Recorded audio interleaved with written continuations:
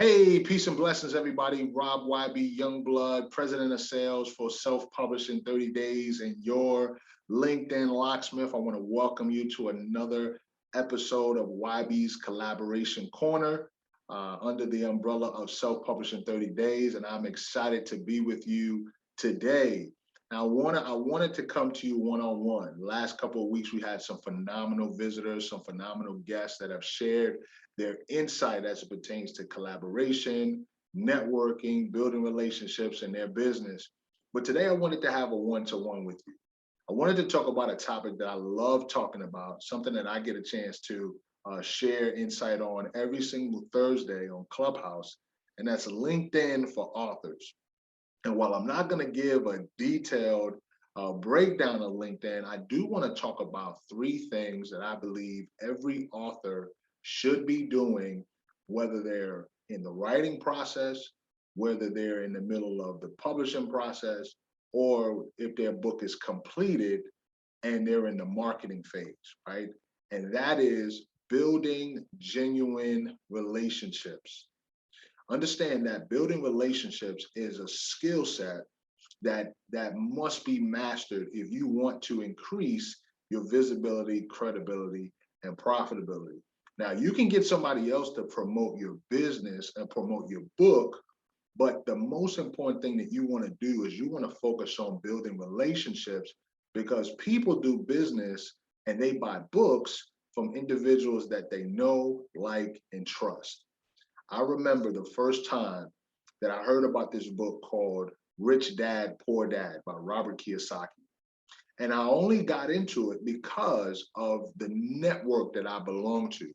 I had a mentor who was guiding me along the business development process, teaching me how to communicate, how to lead, how to build business relationships. And he encouraged me to read this book by Robert Kiyosaki called Rich Dad, Poor Dad, which focuses on lessons that wealthy parents teach their children that the poor and middle class do not teach their children. Now, that book appealed to me because I grew up in a single parent home. My father was actually murdered when I was 2. And so the lessons that I found in that book were not lessons that I was taught in my home. Now, why am I telling you this? I'm telling you this because had I not had a personal relationship with someone who was developing a wealth mentality, I would not have discovered Rich Dad, Poor Dad by Robert Kiyosaki. And since being introduced to him, I was able to connect to many of his works. So as an author, what's so important that you do is you begin to build solid relationships, whether it's with people that you used to work with at your place of employment, whether it's folks you went to college with, whether it's folks you went to high school, middle school, or elementary school. I'm proud to say that I've been networking for 35 years. And I can say that because I have a friend who I went to elementary school with, right, when I was 7 years old, that I'm still in touch with to this day. And so relationships are critical when it comes to increasing your visibility, credibility, and profitability. So I want to give you 3 keys to building successful relationships. The first thing is identify what you bring to the table. Okay, take an inventory, take an assessment. What do you bring to the table? What are your assets? What do you do well? What problems can you solve? If you can communicate these things, every time you connect with someone, you have something to give, okay?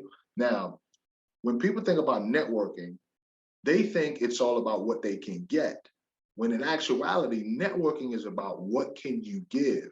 Dr. George C. Fraser, who is a phenomenal networker in and of himself, who's the author of a phenomenal book called Success Runs in Our Race, he defines networking as the ability to connect with other people in such a way that you create mutual benefit. But it starts with you giving. It starts with you giving. So what does that mean? That means that every time you enter into a new relationship, you should be the one to initiate giving. And what do you give? You give your gift, right? You lead with value. You lead with a solution. And so whenever you engage in a new connection, or maybe you re-engage in someone, identify how you can add value to them.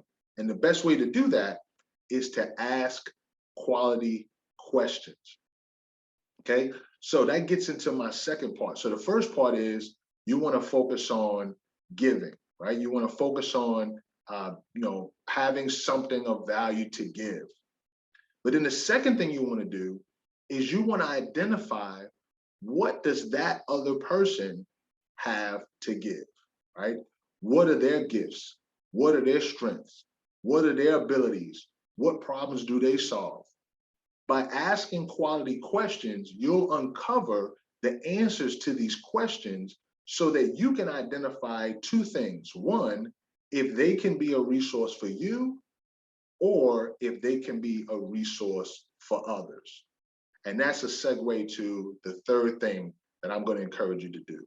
So after you've focused on what you can give, and after you've identified what another person has to give, then the third thing you want to do when it comes to building solid relationships is identify other people outside of the initial connection that you too can impact together. I'm a part of a network called the Matthews Business Network. And whenever we connect with other members, there's a question that we tend to ask each other, right? The last question of the many questions that we ask is, what can you and I do together such that it can be an impact on someone else? That's such a powerful question. You know why? Because it removes any sense of manipulation, right? It's not about what can I get. It's not about what you can get. It's what can we do together to impact other people. Now, by working together, we may not get a direct benefit in terms of me getting something from you and you getting something from me. But what happens is, as we are focusing on helping someone else, we begin to build know, like, and trust. I'll give you an example. So I have a referral partner, and his name is Aaron. And Aaron owns a pest control company. One of the things that Aaron and I have been able to develop is a referral relationship. And obviously, I have a gift that I can give to him. As a matter of fact, I'm his LinkedIn coach. But Aaron has also served me. But we are now working together to identify how can we impact other people. So lately, I've been reaching out to real estate investors that could benefit from knowing Aaron. Why would I do that? Because if I can help Aaron win, I'm going to win, right? If Aaron can help me win, he's going to win. Okay. So one of those three things that I would recommend when it comes to building solid relationships as an author, okay? Because at the end of the day, not only are you an author, but you're in business. And being in business requires that you build successful relationships. You know why? Because if people don't know you exist, they won't pay you. If people don't know you exist, they won't buy your book. If people don't know you exist, they cannot support you. And so when you build solid relationships, you're able to do three things. Number one, make a direct connection with someone who can benefit from your gift. Number two, you can receive impact from that individual and they can share their gift with you. And then number three, you can work together with others to impact the lives of people that you don't even know yet. But because of your network, you're able to attract other people. I hope that makes sense. I'm so excited that you were able to join me today on YB's Collaboration Corner, where our focus is on empowering, inspiring, and impacting you and helping you to live out your God-given purpose so that you can increase your visibility, credibility, and profitability. I'm looking forward to seeing you next time. Be encouraged, be blessed. Most of all, continue to share your faith. And how do you share your faith? Is you give your gift away. We'll talk soon. Peace.